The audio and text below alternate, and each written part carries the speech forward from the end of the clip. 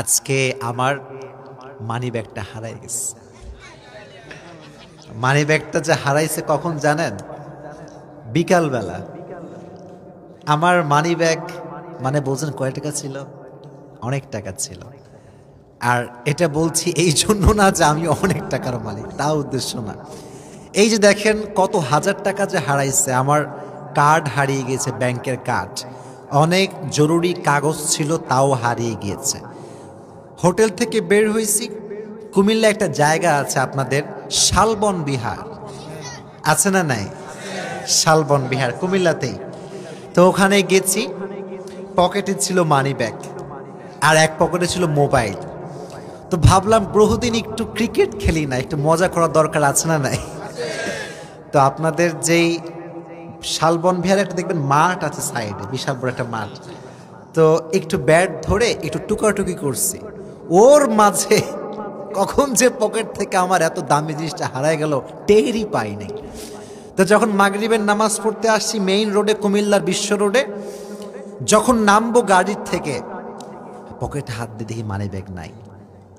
আয় রে, টেনশন শুরু হয়ে গেল। আয় হায়, আমার কার্ড আছে, ব্যাংকের কার্ড আছে, এতগুলো টাকা যা পাইছি কয়েকদিনে সব ওর ভিতরে ছিল। মানে বেশি টাকা না, তবে মোটামুটি একটা বড় সংখ্যার টাকা আমার মানি ব্যাগে ছিল আজকে।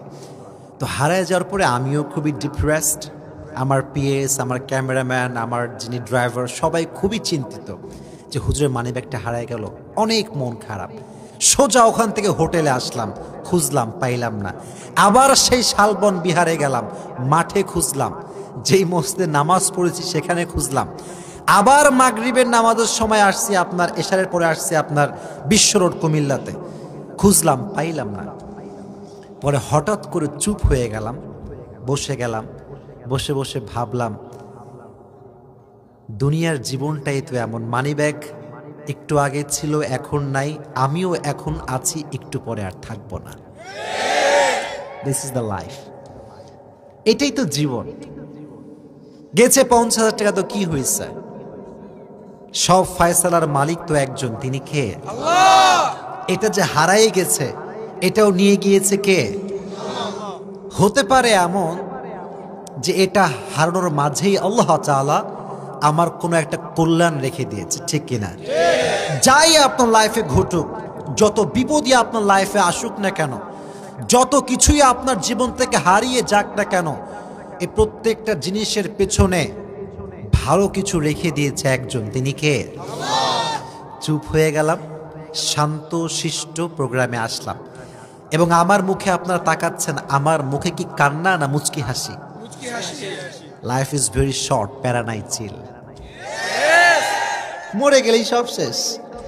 এই মানি ব্যাগ আজকে হারাইছে। হতে পারে এমন যে কালকে একজন মোহাব্বতের মানুষের সঙ্গে দেখা হয়ে যাবে, বলবে হুজুর আপনারা খুব ভালোবাসি, এই নেন 20,000 টাকা হাদিয়ে দিয়ে দিলাম। হতে পারে কি পারে না?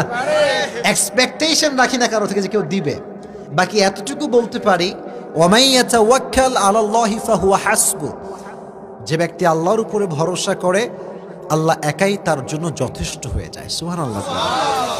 ওয়ালা সাউফা ইউতিকা রাব্বুকা ফাতারদা, দুঃখে কষ্টে তোমার জীবনের পাওয়া কিংবা না পাওয়ায়, সর্বাবস্থায় তুমি যদি আল্লাহর উপরে ভরসা করতে পারো, তোমাকে অচিরেই অনেক কিছু দিয়ে দিবে একজন। আওয়াজ দিয়ে বলেন তিনি কে?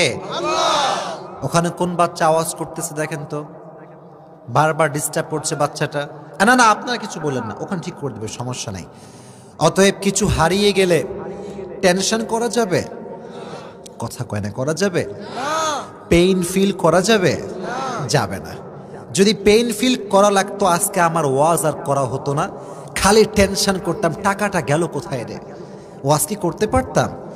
জীবনের দুঃখ কষ্ট হারিয়ে যাওয়া যত সহজ নিতে পারবেন, জীবনটা তত সহজ হয়ে যাবে। আর যত বেশি টেনশন করবেন, কেন হারাইলাম, কেন গেল, আল্লাহ কেন নিয়ে গেল, জীবনটা পরিপূর্ণ অশান্তি দ্বারা ভরপুর হয়ে যাবে, ঠিক কিনা? মাঝে মাঝে দেখবেন যুবকরা একজনের ভালোবাসে, পছন্দ করে, কিন্তু সেইটা আর একজন নিয়ে পালায় যায়। তখন যুবকটা আমারে মেসেজ করে যে হুজুর আমার পছন্দের মানুষ আর নাই হুজুর। বললাম কিরে মরে গেছে নাকি? বলে না হুজুর আরেকজন নিয়ে পালাই গেছে। তো যুবক শোনো, লাইফ থেকে যখন তোমার কেউ হারিয়ে যাবে, কেউ তোমাকে ছেড়ে যখন চলে যাবে, মনে রাখবা সে তোমার জন্য ছিলই না। আর যে তোমার জন্য আছে তারে কেউ কেড়ে নিতেই পারবে না। যাকে আল্লাহ তাআলা তোমার জন্য রেখে দিয়েছেন সে আজ লুকিয়ে আছে ঠিকই, কিন্তু সঠিক সময়ে তার চেহারা আল্লাহ তাআলা তোমার সামনে উপস্থাপন করে দিবে, ঠিক কিনা? অতএব প্যারা নাই, প্যারা নাই। আল্লাহ তাআলা আমাদের সবাইকে আল্লাহর উপরে ভরসা করার তৌফিক দান করুক। আমিন। আমি যখন মাদ্রাসায় পড়তাম, এখনো মাদ্রাসাতেই পড়াশোনা করি, আমার মনে আছে আমার একজন উস্তাদ ছিলেন, তার নাম হচ্ছে নেক আহমদ হুজুর। আপনি তো বোঝেন হুজুররা বেশি একটা বড় লোক হয় না। মাদ্রাসার বেতন কত হয়? 7,000, 10,000, আচ্ছা অ্যাভারেজ 15,000, এর বেশি কিন্তু সাধারণত হয়। হুজুর পুরো জীবনের সমস্ত অর্থ একটা জায়গা জমিয়েছিল, মোট হয়েছিল 7 লাখ টাকা। কুমিল্লার ভাইরা কয় লাখ টাকা? 7 লাখ, মানে হুজুরের কাছে 7 কোটি টাকা, ঠিক না? হঠাৎ করেই এই 7 লাখ টাকাই মায়ের, 1 টাকাও আর নাই। আমি জানতে পেরেছি আগের দিন যে হুজুরের 7 লাখ টাকা মার হয়ে গিয়েছে, নিশ্চিত কালকে ক্লাস আর হবে না। আমি খুব খুশি যে হুজুরের তো ক্লাস আজ কালকে আর হবে ওমা। তারপর দিন ক্লাসে যাব কি তার আগে হুজুর ঘরে বসে আছে। বললাম হুজুর আপনার 7 লাখ টাকা মায়ের, আপনি ক্লাসে? মানে হুজুর বলল বাবা আজ আছি কাল নাই, টাকাও আজ আছে কাল নাই। তার মানে হুজুর আমাকে বোঝাইলেন কি হয়েছে, গেছে তো, এর চাইতে অধিক আমাকে দেওয়ার ফায়সালা করবেন একজন, তিনি কে? ওয়ামা মিন দাব্বাতিন ফিল আরদি ইল্লা আলাল্লাহি রিজকুহা। জমিনের প্রত্যেকটা মাখলুকের রিজিকের দায়িত্ব নিয়েছে একজন, আওয়াজ দিয়ে বলেন তিনি কে? আল্লাহ। এজন্য আজ থেকে একটা কথায় দুঃখ কষ্ট হবে না, ভরসা হবে একজনের উপরে, তিনি কে? আল্লাহ। কুমিল্লার মানুষকে আল্লাহর উপরে ভরসা করে চলার তৌফিক দান করুক। আমিন।